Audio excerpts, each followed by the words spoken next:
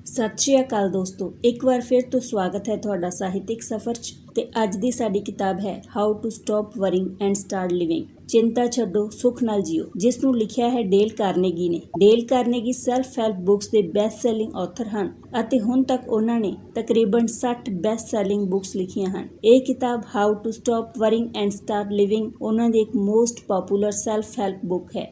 ਇਸ ਕਿਤਾਬ 'ਚ ਲੇਖਕ ਨੇ ਆਪਣੇ ਰੀਅਲ ਐਕਸਪੀਰੀਅੰਸਿਸ ਨੂੰ ਸ਼ੇਅਰ ਕੀਤਾ ਹੈ ਅਤੇ ਉਸ ਦੇ ਸੋਲਿਊਸ਼ਨ ਕਿਵੇਂ ਲੱਭਣੇ ਹਨ ਉਸ ਦੇ ਬਾਰੇ 'ਚ ਵੀ ਦੱਸਿਆ ਹੈ। ਇਸ ਕਿਤਾਬ ਦਾ ਗੋਲ ਰੀਡਰਸ ਨੂੰ ਇੰਜੋਏਬਲ ਅਤੇ ਫੁੱਲਫਿਲਿੰਗ ਲਾਈਫ ਦੇਣਾ ਹੈ ਅਤੇ ਦੋਸਤੋ, ਸਾਹਿਤਿਕ ਸਫ਼ਰ ਦਾ ਵੀ ਇਹੋ ਗੋਲ ਹੈ, ਆਪਣੇ ਸਰੋਤਿਆਂ ਨੂੰ ਇਹੋ ਜਿਹੀਆਂ ਕਿਤਾਬਾਂ ਦੇ ਰੂਬਰੂ ਕਰਵਾਉਣਾ ਤਾਂ ਜੋ ਇਹ ਜ਼ਿੰਦਗੀ ਹੋਰ ਖੂਬਸੂਰਤ, ਖੁਸ਼ਹਾਲ ਤੇ ਮਾਣਨਯੋਗ ਹੋ ਜਾਵੇ। ਦੋਸਤੋ, ਜੇਕਰ ਤੁਸੀਂ ਜੁੜੇ ਰਹਿਣਾ ਚਾਹੁੰਦੇ ਹੋ ਵਡਮੁੱਲੇ ਸਾਹਿਤ ਦੇ ਨਾਲ ਤਾਂ ਸਾਹਿਤਿਕ ਸਫ਼ਰ ਚੈਨਲ ਨੂੰ ਸਬਸਕ੍ਰਾਈਬ ਕਰਨਾ ਨਾ ਭੁੱਲਣਾ ਅਤੇ ਆਲ ਵਾਲਾ ਬਟਨ ਜ਼ਰੂਰ ਪ੍ਰੈਸ ਕਰ ਲੈਣਾ। ਜੇਕਰ ਇਹ ਵੀਡੀਓ ਤੁਹਾਨੂੰ ਚੰਗੀਆਂ ਲੱਗਣ ਤਾਂ ਲਾਈਕ ਅਤੇ ਸ਼ੇਅਰ ਜ਼ਰੂਰ ਕਰਨਾ ਅਤੇ ਕਮੈਂਟ ਬਾਕਸ 'ਚ ਆ ਕੇ ਆਪਣੀਆਂ ਪਸੰਦੀਦਾ ਕਿਤਾਬਾਂ ਬਾਰੇ ਵੀ ਜ਼ਰੂਰ ਦੱਸਣਾ ਤਾਂ ਜੋ ਅੱਗੇ ਤੋਂ ਅਸੀਂ ਤੁਹਾਡੇ ਨਾਲ ਹੋਰ ਵਡਮੁੱਲੀਆਂ ਕਿਤਾਬਾਂ ਦੀ ਸਾਂਝ ਪਾਉਂਦੇ ਰਹੀਏ। ਤਾਂ ਆਓ ਦੋਸਤੋ, ਸ਼ੁਰੂ ਕਰਦੇ ਹਾਂ।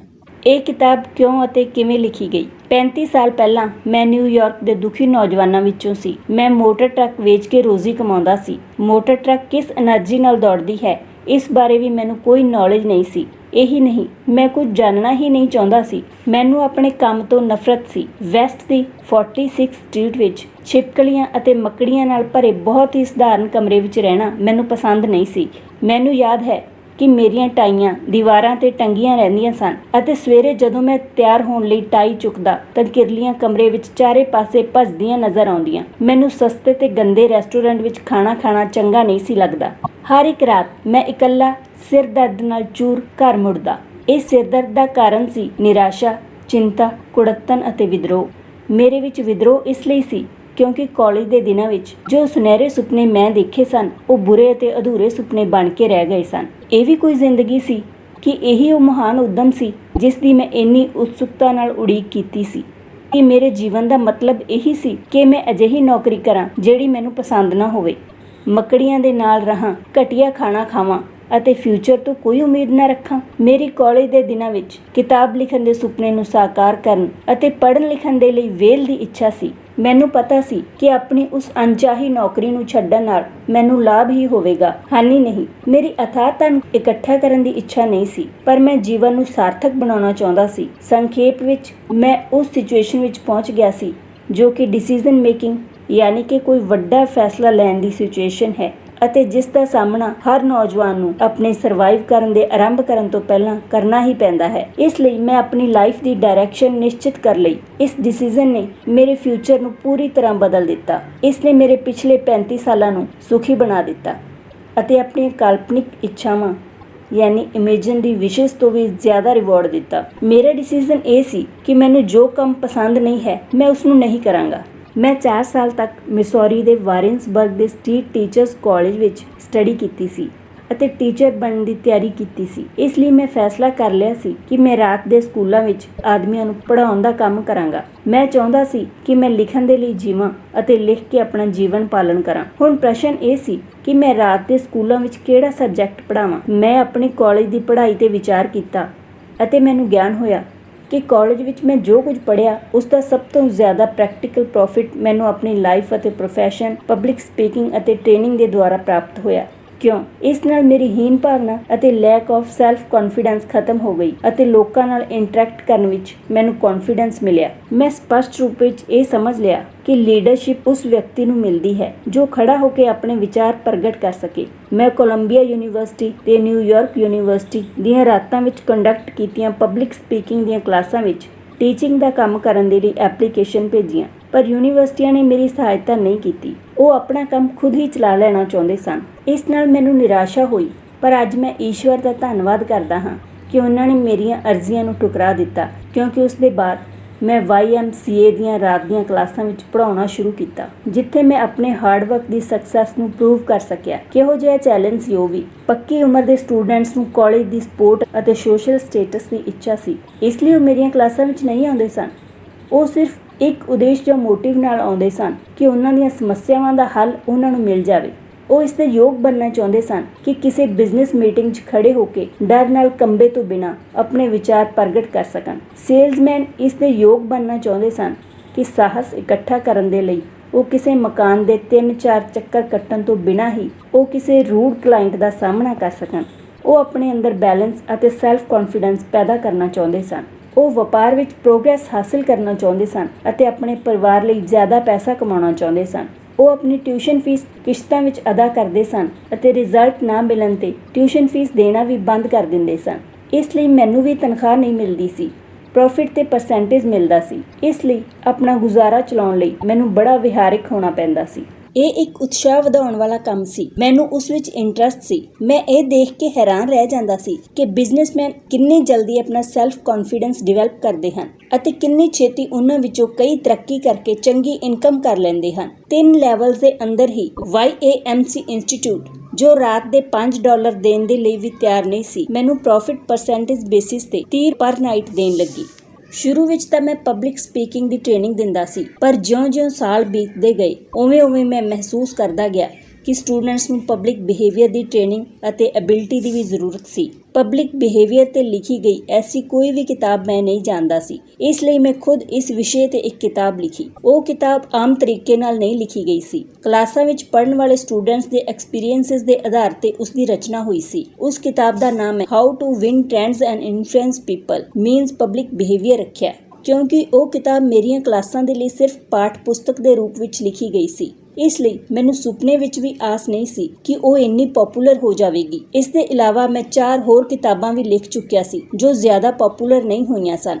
ਇਸ ਨਜ਼ਰ ਨਾਲ ਮੈਂ ਅੱਜ ਉਹਨਾਂ ਲੇਖਕਾਂ ਵਿੱਚੋਂ ਹਾਂ ਜੋ ਆਪਣੀ ਸਫਲਤਾ ਤੋਂ ਹੈਰਾਨ ਹਨ। ਜਿਵੇਂ-ਜਿਵੇਂ ਸਾਲ ਬੀਤਦੇ ਗਏ, ਮੈਂ ਮਹਿਸੂਸ ਕਰਨ ਲੱਗਾ ਕਿ ਉਹਨਾਂ ਸਟੂਡੈਂਟਸ ਦੀਆਂ ਪ੍ਰੋਬਲਮਸ ਵਿੱਚੋਂ ਉਹਨਾਂ ਦੀ ਸਭ ਤੋਂ ਵੱਡੀ ਪ੍ਰੋਬਲਮ ਸੀ ਚਿੰਤਾ, ਯਾਨੀ ਕਿ ਸਟ੍ਰੈਸ। ਮੇਰੇ ਸਟੂਡੈਂਟਸ ਵਿੱਚ ਜ਼ਿਆਦਾ ਮੈਨੇਜਰ, ਸੇਲਜ਼ਮੈਨ, ਇੰਜੀਨੀਅਰ ਅਤੇ ਅਕਾਊਂਟੈਂਟ ਸਨ। ਹਰ ਤਰ੍ਹਾਂ ਦੇ ਟ੍ਰੇਡ ਅਤੇ ਬਿਜ਼ਨਸ ਦੇ ਉਹ ਲੋਕ ਸਨ ਅਤੇ ਉਹਨਾਂ ਵਿੱਚੋਂ ਜ਼ਿਆਦਾ ਦੀਆਂ ਆਪਣੀਆਂ ਪ੍ਰੋਬਲਮਸ ਸਨ। ਉਹਨਾਂ ਕਲਾਸਾਂ ਵਿੱਚ ਲੇਡੀਜ਼ ਵੀ ਸਨ ਜੋ ਜਾਂ ਤਾਂ ਬਿਜ਼ਨਸ ਕਰਦੀਆਂ ਸਨ ਜਾਂ ਉਹ ਹਾਊਸਵਾਈਫ ਸਨ। ਉਹਨਾਂ ਦੀਆਂ ਵੀ ਪ੍ਰੋਬਲਮਸ ਸਨ। ਇਸ ਲਈ ਸਪਸ਼ਟ ਹੈ ਕਿ ਮੈਨੂੰ ਚਿੰਤਾ ਦਾ ਨਿਪਟਾਰਾ ਕਿਵੇਂ ਕੀਤਾ ਜਾਵੇ, ਇਸ ਵਿਸ਼ੇ 'ਤੇ ਲਿਖੀ ਗਈ ਪਾਠ ਪੁਸਤਕ ਯਾਨੀ ਕੋਰਸ ਬੁੱਕ ਦੀ ਜ਼ਰੂਰਤ ਮਹਿਸੂਸ ਹੋਈ। ਇਸ ਵਾਰ ਫਿਰ ਮੈਂ ਐਸੀ ਕਿਤਾਬ ਦੀ ਖੋਜ ਕੀਤੀ। ਨਿਊਯਾਰਕ ਵਿੱਚ 5th avenue and 42nd street ਸਥਿਤ ਲਾਇਬ੍ਰੇਰੀ ਵਿੱਚ ਖੋਜ ਕਰਨ 'ਤੇ ਮੈਨੂੰ ਇਹ ਜਾਣ ਕੇ ਬੜੀ ਹੈਰਾਨੀ ਹੋਈ ਕਿ ਚਿੰਤਾ ਵਿਸ਼ੇ 'ਤੇ ਲਿਖੀਆਂ ਗਈਆਂ ਸਿਰਫ 22 ਪੁਸਤਕਾਂ ਉੱਥੋਂ ਦੀ ਸੂਚੀ ਵਿੱਚ ਸਨ। ਮੈਨੂੰ ਇਹ ਜਾਣ ਕੇ ਖੁਸ਼ੀ ਹੋਈ ਕਿ ਕੀੜੇ ਮਕੌੜਿਆਂ 'ਤੇ ਲਿਖੀਆਂ ਗਈਆਂ 180 ਕਿਤਾਬਾਂ ਉੱਥੇ ਸਨ। ਉਹਨਾਂ ਕਿਤਾਬਾਂ ਦੀ ਗਿਣਤੀ ਚਿੰਤਾ 'ਤੇ ਲਿਖੀਆਂ ਗਈਆਂ ਕਿਤਾਬਾਂ ਤੋਂ ਲਗਭਗ 9 ਗੁਣਾ ਜ਼ਿਆਦਾ ਸੀ। ਹੈ ਨਾ ਇਹ ਮਜ਼ੇ ਦੀ ਗੱਲ? ਕਿਉਂਕਿ ਚਿੰਤਾ ਜਾਂ ਸਟ੍ਰੈਸ ਮਨੁੱਖਤਾ ਦੇ ਸਾਹਮਣੇ ਸਭ ਤੋਂ ਵੱਡੀ ਪ੍ਰੋਬਲਮ ਹੈ। ਕੀ ਤੁਸੀਂ ਮਹਿਸੂਸ ਨਹੀਂ ਕਰਦੇ ਕਿ ਦੇਸ਼ ਦਾ ਹਰ ਇੱਕ ਹਾਈ ਸਕੂਲ ਅਤੇ ਕਾਲਜ ਚਿੰਤਾ ਨੂੰ ਕਿਵੇਂ ਰੋਕਿਆ ਜਾਵੇ ਇਸ ਵਿਸ਼ੇ ਨੂੰ ਸਿਲੇਬਸ ਵਿੱਚ ਸ਼ਾਮਿਲ ਕਰ ਲਵੇ? ਦੇਸ਼ ਵਿੱਚ ਕੋਈ ਵੀ ਐਸਾ ਕਾਲਜ ਨਹੀਂ ਹੈ ਜਿਸ ਵਿੱਚ 1 ਸਾਲ ਦੇ ਲਈ ਵੀ ਇਸ ਨੂੰ ਪੜ੍ਹਾਇਆ ਜਾਂਦਾ ਹੋਵੇ। ਮੈਂ ਤਾਂ ਘੱਟੋ-ਘੱਟ ਐਸੇ ਕਾਲਜ ਦਾ ਨਾਂ ਵੀ ਨਹੀਂ ਸੁਣਿਆ। ਡੇਵਿਡ ਨੇ ਆਪਣੀ ਕਿਤਾਬ how to worry successfully means ਸਫਲਤਾ ਪੂਰਵਕ ਚਿੰਤਾ ਕਿਵੇਂ ਕੀਤੀ ਜਾਵੇ ਵਿੱਚ ਲਿਖਿਆ ਹੈ ਕਿ ਕਿਤਾਬਾਂ ਰਟਣ ਵਾਲਿਆਂ ਵਿੱਚ ਨੱਚਣ ਗਾਉਣ ਦੇ ਲਈ ਜ਼ਰੂਰੀ ਵਿਹਾਰਿਕ ਤਿਆਰੀ ਦੀ ਜਿੰਨੀ ਕਮੀ ਹੁੰਦੀ ਹੈ, ਉਨੀ ਹੀ ਕਮੀ ਸਾਡੇ ਵਿੱਚ ਬਿਹੇਵੀਅਰ ਦੇ ਲਈ ਜ਼ਰੂਰੀ ਤਿਆਰੀ ਦੀ ਹੁੰਦੀ ਹੈ ਅਤੇ ਉਸੇ ਘੱਟ ਤਿਆਰੀ ਦੇ ਨਾਲ ਹੀ ਅਸੀਂ ਪ੍ਰੌੜਤਾ ਯਾਨੀ ਕਿ ਪੱਕੀ ਉਮਰ ਜਾਂ ਆਪਣੇ ਮੈਨਹੁੱਡ ਦੇ ਵਿੱਚ ਐਂਟਰ ਕਰਦੇ ਹਾਂ ਅਤੇ ਇਸ ਦਾ ਨਤੀਜਾ ਇਹ ਹੁੰਦਾ ਹੈ ਕਿ ਸਾਡੇ ਹਸਪਤਾਲਾਂ ਦੇ ਅੱਧੇ ਤੋਂ ਜ਼ਿਆਦਾ ਬਿਮਾਰ ਦਿਮਾਗੀ ਜਾਂ ਮਾਨਸਿਕ ਬਿਮਾਰੀਆਂ ਤੋਂ ਪੀੜਤ ਹੁੰਦੇ ਹਨ। ਮੈਂ ਨਿਊਯਾਰਕ ਦੀ ਪਬਲਿਕ ਲਾਇਬ੍ਰੇਰੀ ਵਿੱਚ ਰੱਖੀਆਂ ਹੋਈਆਂ ਉਹਨਾਂ 22 ਕਿਤਾਬਾਂ ਨੂੰ ਪੜ੍ਹਿਆ ਅਤੇ ਇਸ ਤੋਂ ਇਲਾਵਾ ਚਿੰਤਾ 'ਤੇ ਲਿਖੀਆਂ ਗਈਆਂ ਜਿੰਨੀਆਂ ਵੀ ਕਿਤਾਬਾਂ ਮਿਲ ਸਕੀਆਂ ਮੈਂ ਖਰੀਦ ਲਈਆਂ। ਪਰ ਉਹਨਾਂ ਕਿਤਾਬਾਂ ਵਿੱਚ ਇੱਕ ਵੀ ਐਸੀ ਕਿਤਾਬ ਨਹੀਂ ਨਿਕਲੀ ਜਿਸ ਨੂੰ ਮੈਂ ਆਪਣੀ ਕਲਾਸ ਦੀ ਕੋਰਸ ਬੁੱਕ ਦੇ ਰੂਪ ਵਿੱਚ ਪ੍ਰਯੋਗ ਵਿੱਚ ਲਿਆ ਸਕਦਾ। ਇਸ ਲਈ ਮੈਂ ਖੁਦ ਇੱਕ ਅਜਿਹੀ ਕਿਤਾਬ ਲਿਖਣ ਦਾ ਫੈਸਲਾ ਕੀਤਾ। ਲਿਖਣ ਤੋਂ 7 ਸਾਲ ਪਹਿਲਾਂ ਮੈਂ ਇਸ ਕਿਤਾਬ ਨੂੰ ਲਿਖਣ ਦੀ ਤਿਆਰੀ ਕੀਤੀ। ਉਹ ਕਿਵੇਂ? ਸਮੇਂ-ਸਮੇਂ ਤੇ ਫਿਲਾਸਫਰਸ ਨੇ ਚਿੰਤਾ ਜਾਂ ਡਿਪਰੈਸ਼ਨ ਤੋਂ ਬਾਹਰ ਨਿਕਲਣ ਦੇ ਵਿਸ਼ੇ ਵਿੱਚ ਜੋ ਵੀ ਕੁਝ ਲਿਖਿਆ ਸੀ, ਮੈਂ ਉਸ ਸਭ ਕੁਝ ਨੂੰ ਸਟੱਡੀ ਕੀਤਾ। ਕਨਫਿਊਸ਼ੀਅਸ ਦੇ ਸਮੇਂ ਤੋਂ ਲੈ ਕੇ ਚਰਚਿਲ ਦੇ ਸਮੇਂ ਤੱਕ ਲਿਖੀਆਂ ਗਈਆਂ ਸਾਰੀਆਂ ਆਟੋਬਾਇਓਗ੍ਰਾਫੀਜ਼ ਮੈਂ ਪੜ੍ਹ ਲਈਆਂ। ਸਾਰੇ ਤਬਕਿਆਂ ਦੇ ਪ੍ਰਮੁੱਖ ਵਿਅਕਤੀਆਂ ਨੂੰ ਮੈਂ ਮਿਲ ਚੁੱਕਿਆ ਸੀ, ਪਰ ਇਹ ਸਿਰਫ ਸ਼ੁਰੂਆਤ ਸੀ। ਮੈਂ ਕੁਝ ਹੋਰ ਕੋਸ਼ਿਸ਼ਾਂ ਵੀ ਕੀਤੀਆਂ ਜੋ ਇੰਟਰਵਿਊ ਅਤੇ ਪੜ੍ਹਨ ਪੜ੍ਹਾਉਣ ਤੋਂ ਜ਼ਿਆਦਾ ਇੰਪੋਰਟੈਂਟ ਸਨ। ਮੈਂ 5 ਸਾਲਾਂ ਤੱਕ ਆਪਣੀਆਂ ਟ੍ਰੇਨਿੰਗ ਕਲਾਸਿਸ ਦੀ ਲੈਬ ਵਿੱਚ ਚਿੰਤਾ 'ਤੇ ਜਿੱਤ ਪਾਉਣ ਦੇ ਲਈ ਕੰਮ ਕੀਤਾ। ਜਿੱਥੋਂ ਤੱਕ ਮੈਂ ਜਾਣਦਾ ਹਾਂ, ਇਹ ਲੈਬ ਵਰਲਡ 'ਚ ਆਪਣੀ ਕਿਸਮ ਦੀ ਪਹਿਲੀ ਅਤੇ ਓਨਲੀ 1 ਲੈਬ ਸੀ। ਅਸੀਂ ਆਪਣੇ ਸਟੂਡੈਂਟਸ ਨੂੰ ਚਿੰਤਾ ਰੋਕਣ ਦੇ ਲਈ ਕੁਝ ਨਿਯਮਾਂ ਨੂੰ ਆਪਣੇ ਜੀਵਨ 'ਤੇ ਅਪਲਾਈ ਕਰਨ ਦੇ ਲਈ ਕਿਹਾ ਅਤੇ ਉਹਨਾਂ ਦੇ ਜੋ ਰਿਜ਼ਲਟ ਆਏ ਉਹਨਾਂ ਦੇ ਬਾਰੇ ਕਲਾਸਾਂ ਵਿੱਚ ਡਿਸਕਸ਼ਨ ਕੀਤਾ।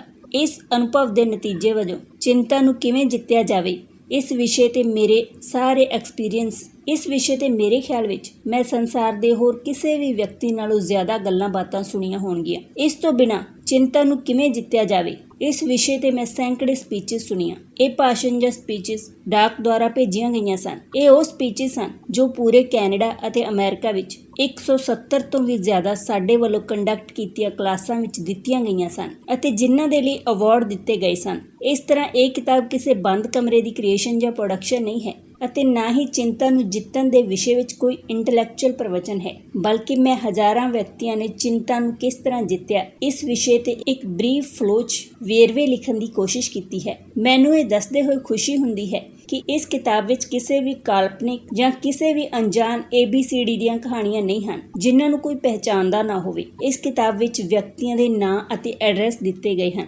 ਇਹ ਕਿਤਾਬ ਇੱਕ ਪ੍ਰਮਾਣਿਕ ਦਸਤਾਵੇਜ਼ ਹੈ। ਤੁਸੀਂ ਇਹ ਕਿਤਾਬ ਇਹ ਗੱਲ ਜਾਣਨ ਦੇ ਲਈ ਨਹੀਂ ਪੜ੍ਹ ਸੁਣ ਰਹੇ ਕਿ ਇਹ ਕਿਵੇਂ ਲਿਖੀ ਗਈ, ਬਲਕਿ ਤੁਸੀਂ ਇਸ ਦਾ ਬਿਹੇਵੀਅਰ ਦੇਖਣਾ ਚਾਹੁੰਦੇ ਹੋ। ਠੀਕ ਹੈ, ਜੇਕਰ ਇਸ ਕਿਤਾਬ ਦੇ 46 ਪੇਜ ਪੜ੍ਹ ਲੈਣ ਦੇ ਬਾਅਦ ਵੀ ਚਿੰਤਾ ਜਾਂ ਸਟ੍ਰੈਸ ਨੂੰ ਰੋਕਣ ਦੇ ਲਈ ਅਤੇ ਜੀਵਨ ਦਾ ਆਨੰਦ ਲੈਣ ਦੇ ਲਈ ਨਵੀਂ એનર્ਜੀ ਅਤੇ ਮੋਟੀਵੇਸ਼ਨ ਨਾ ਮਿਲੇ ਤਾਂ ਤੁਸੀਂ ਇਸ ਨੂੰ ਰੱਦੀ ਦੀ ਟੋਕਰੀ ਵਿੱਚ ਸੁੱਟ ਦਿਓ।